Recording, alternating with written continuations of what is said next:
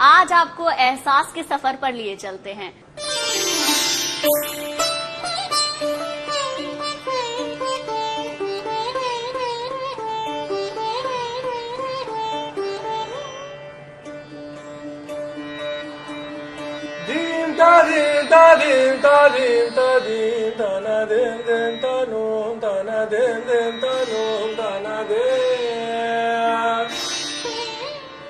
कोई भी आप मेरे को गाना बोलेंगे मैं गिटार पे बजा सकता था। Very nice. और ये 9 साल की उम्र की बात कर रहा हूँ मैं। ओके। और मेरा सितार स्लिप हो गया और टूट गया। I am really into fashion और मैं सोचता हूँ कि मैं अपना अपीयरेंस एंड यू नो श्रृंगार और किस तरह से कर सकते हैं। अच्छे शोज के लिए मैं मेहंदी लगाता हूँ। सॉरी मेरे पास आज मेहंदी नहीं है बट एक लड़का लड़की मिले होंगे and they clicked right after and उसके बाद वो डेट पे गए होंगे बट वो लोग जा ही नहीं रहे उनको मिलके ही जाना है। हम लोग डेट पे गए और आपकी वजह से हमारी शादी होने वाली है। Sitar for mental health also works as a matchmaking company.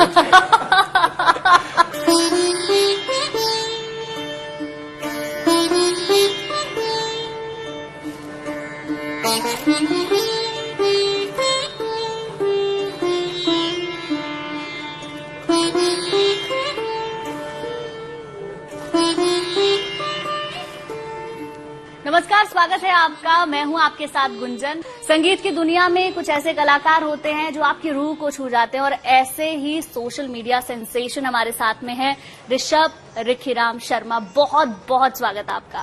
Thank you so much, आपने बुलाया। ऋषभ, क्या थोड़ा प्राउड है इस बात का कि आप फोटोजेनिक हैं काफी? ऋषभ को लगता है ऐसा? ये माँ बाप की देन है और भगवान की देन होती है, इसमें किसी का कंट्रोल नहीं होता। हम तो हाथ जोड़ के बोल सकते हैं थैंक यू। अच्छा, तो सबसे पहले मुझे बताइए, रातों रात सोशल मीडिया सेंसेशन आप बन गए जी, कैसा लगा?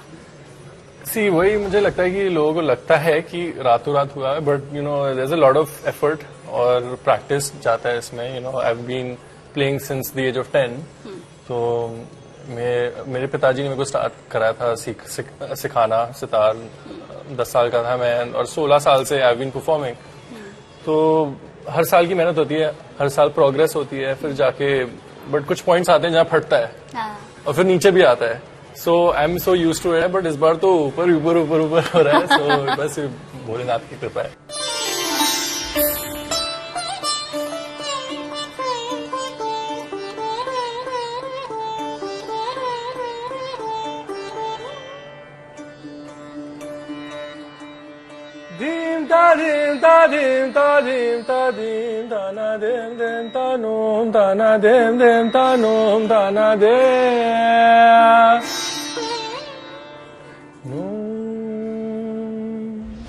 अच्छा, सितार आपने क्यों चुना?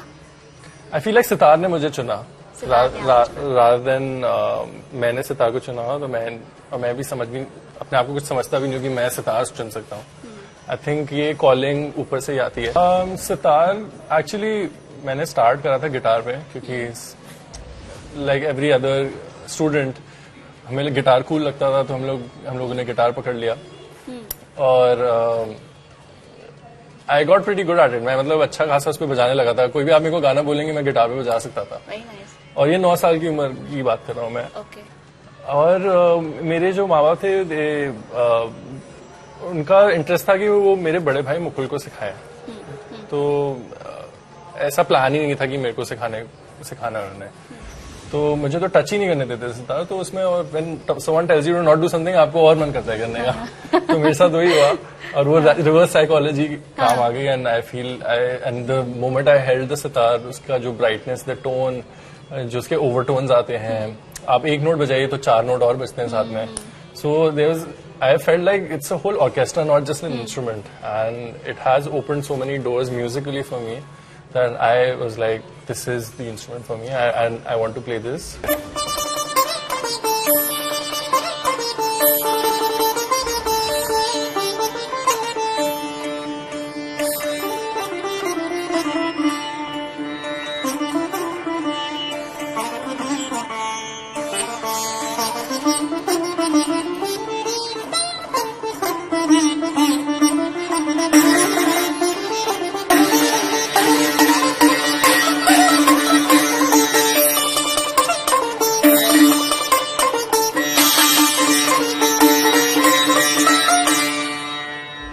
क्या इंडियन क्लासिकल म्यूजिक से जुड़ाव इतना ज्यादा था क्योंकि आपका परिवार बहुत लंबे समय से उस विरासत को संभाले हुए है?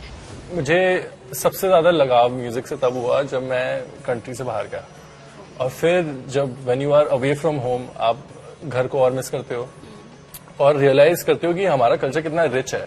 you'll realize there's nothing better than this, and that's the reason सारे jazz musicians भी इंडियन क्लासिकल सुनने आते हैं, और people from all over the world are obsessed with our music and we tend to not value it ourselves. अच्छा, एक question है मेरा, जब आपने व्हाइट हाउस में प्ले किया मतलब वो ऐतिहासिक था जी, लेकिन जब ऋषभ को इनविटेशन मिला तो ऋषभ क्या फील कर रहे थे?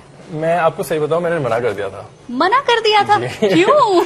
क्योंकि एक तो अब उनकी भी गलती नहीं है, क्योंकि उनको नहीं पता कि ये म्यूजिक कैसे प्रेजेंट करना होता है. तो वो मेरे से पूछने लगे कि आप खड़े होके बजा सकते हैं, तो जब गेस्ट एंटर कर रहे होंगे तो आप बैकग्राउंड में बजाइए. मैं बोला नहीं, हमारा म्यूजिक ऐसा नहीं है.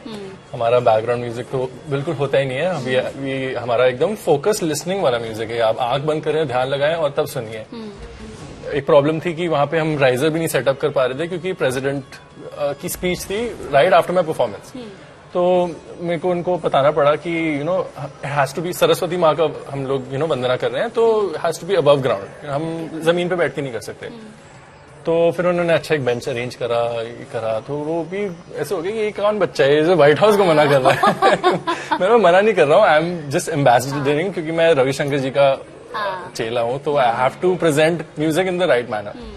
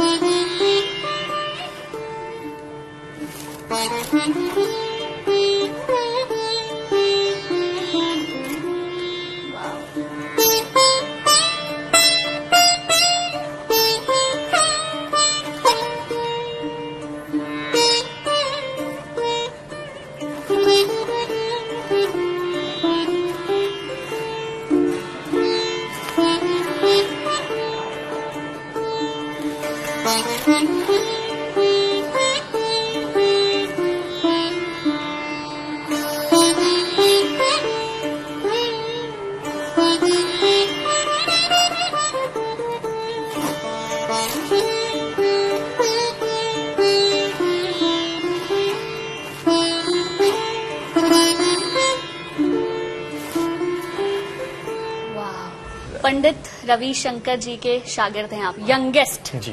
कैसा लगता है और ऐसी कौन सी बड़ी सीख है जो आप हमेशा याद रखते हैं जब भी परफॉर्म करते हैं? बहुत सौभाग्यशाली फील करता हूँ मैं.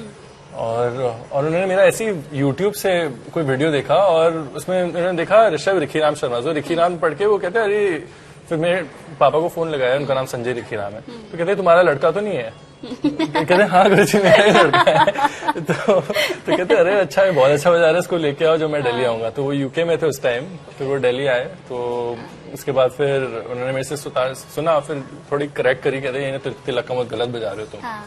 ऐसे नहीं, ऐसे होता है. फिर मैंने जब वो सुना, गुंजन जी आप यकीन नहीं मानेंगे, मेरे एक तो रोंगटे तो खड़े हो गए. And I was like a 12-year-old kid. और मैंने सोचा इससे सुंदर चीज मैंने आज तक जिंदगी में सुनी ही नहीं है और ना एग्जिस्ट कर सकती है, जो उन्होंने तिलकम वो जिस टाइम बजाया. और तब मैं उनके पैर में पड़ गया, गुरुजी. फिर कहते, फिर मम्मा पापा, ही टर्न्स अराउंड टू मम्मा पापा, कहते कि इस बच्चे में बहुत ही ज्यादा पोटेंशियल है, अगर आप लोगों की आज्ञा हो तो मैं इसका गुरु बनना चाहूंगा. और मेरे मम्मी पापा का पूरा ऐसे जॉ ड्रॉप, नीचे मुंह खुले रह गए. कहते कि भगवान स्वयं नीचे आके अब आपके बेटे को अगर पूछे कि मैं उनको गुरु बन सकता हूँ तो आप क्या बोलेंगे? गुरुजी की कुछ सीखें जो मेरे को हमेशा याद रहती हैं. तो एक, he was very good with word play, काफी मतलब फनी थे और विटी थे. Outside of the music room में बहुत सीरियस. तो एक गुरुजी चीज बोलते थे कि ये कर्तव्य की विद्या है, परफॉर्मिंग आर्ट्स, तो करोगे तभी मिलेगी. तो simple word plays like that and how you would flip the words. तो ऐसी बहुत चीजें, वो तो हम घंटों बात करते हैं इसके बारे में. बिल्कुल. अच्छा, सितार फॉर मेंटल हेल्थ जी, ये पहल बहुत शानदार है, बहुत जरूरी है, हम सब जानते हैं, और सालों से है कि म्यूजिक से आप मेंटली भी और फिजिकली भी ठीक हो सकते हैं। सितार फॉर मेंटल हेल्थ का मैंने तब स्टार्ट करा जब कोविड में हम सभी कुछ मेंटल हेल्थ प्रॉब्लम से गुजर रहे थे। आप सैडनेस बोल दीजिए, डिप्रेशन बोल दीजिए, एंग्जाइटी बोल दीजिए। और बट मेरा आई थिंक पिनिकल तब था जब मेरे नाना जी की डेथ हुई, और मैं उनसे बहुत क्लोज था। मैं अपने पेरेंट्स से भी ज्यादा क्लोज था उनसे। तो मम्मी पापा तो ट्रैवल करते रहते थे, हमें छोड़ जाते थे नाना नानी के पास, और मेरा बॉन्ड इतना नानू के साथ स्ट्रांग था कि जब वो गए तो मेरे को ऐसा लगा कि मेरी दुनिया इधर से उधर हो गई, and I fail into depression. And music is one thing कि जो मेरे को उस डिप्रेशन से बाहर लाया, मेरे को फिर से खुशी दी। और फिर क्या होता है अगर मैंने कुछ अच्छी चीज देखी, मैं आपको ले जाऊंगा, गुंजन जी देखो क्या बढ़िया चीज है। हाँ, आप भी देखो। सो वही मेरे साथ हुआ। Then when it brought me happiness, तो मैंने बोला मैं लोगों में भी बांटना चाहता हूँ ये।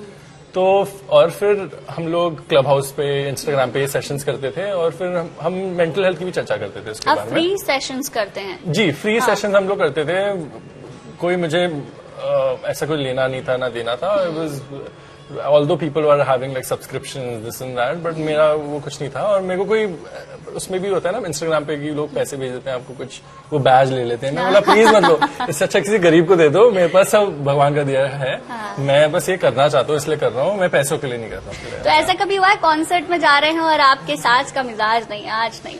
हाँ, बहुत होता है। अभी मैं नेपाल में था, और गुंजन जी मैं 16 साल से सितार बजा रहा हूँ। ऐसा कभी नहीं हुआ कि मेरे हाथ से सितार स्लिप हो गया हो, और मेरा सितार स्लिप हो गया और टूट गया।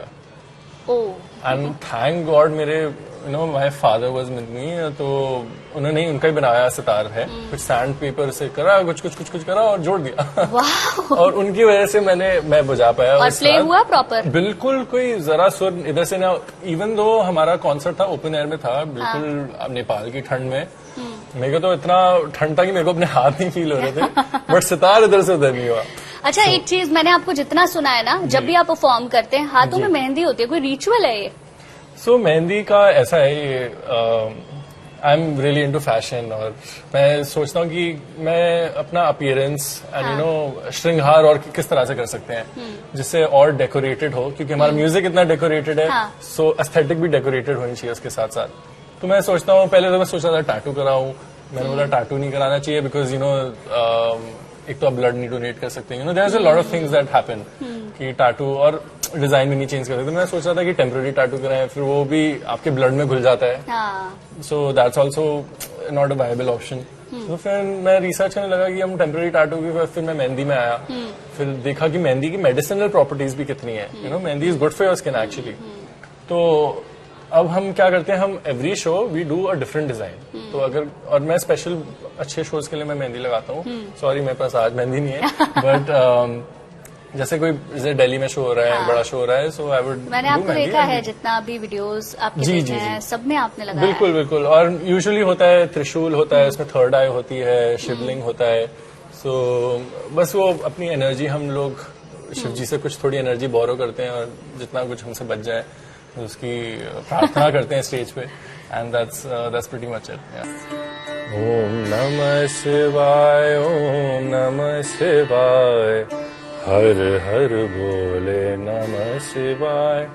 सोमेश्वराय शिव सोमेश्वराय, हर हर बोले नमः शिवाय।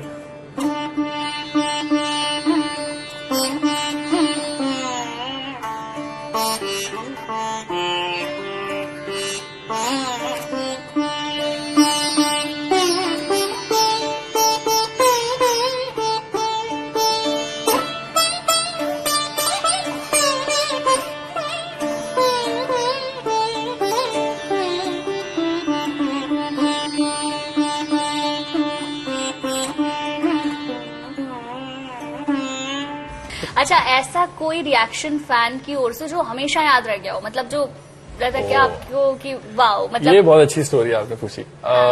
सो सितार फॉर मेंटल हेल्थ में हम लोग एक्सरसाइज करते हैं, हमारे जो इवेंट्स होते हैं जिसमें वी आस्क, अगर आप आएंगी तो आप या तो किसी फ्रेंड को लेके आएंगी या अकेली आएंगी, right?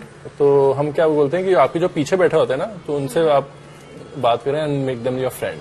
Okay. So I will give you 3 questions to ask them. तो ऐसे करके एक लड़का लड़की मिले होंगे and they clicked right after, and उसके बाद वो डेट पे गए होंगे.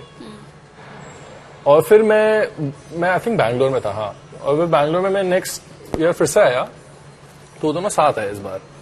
एंड मैं लोगों से मिलता हूँ शो के बाद जितना मैं मिल सकूं, बट ऑल्सो शो के बाद काफी आप लोग थक जाते हो. तो थोड़े मीट एंड ग्रीट्स करके I just want to be alone and just like simmer down you know a little bit. But वो लोग जा ही नहीं रहे. उनको मिलके ही जाना है. फिर मेरे को आके फिर मैंने फाइनली बाहर आया. मैंने बोला हाँ जी बताइए क्या हुआ. तो कहते हैं we are big fans of you and we met last time जब आपने ये शो करा था यहाँ पे, और हम लोग डेट पे गए, और आपकी वजह से हमारी शादी होने वाली है. तो sitar for mental health also works as a matchmaking company.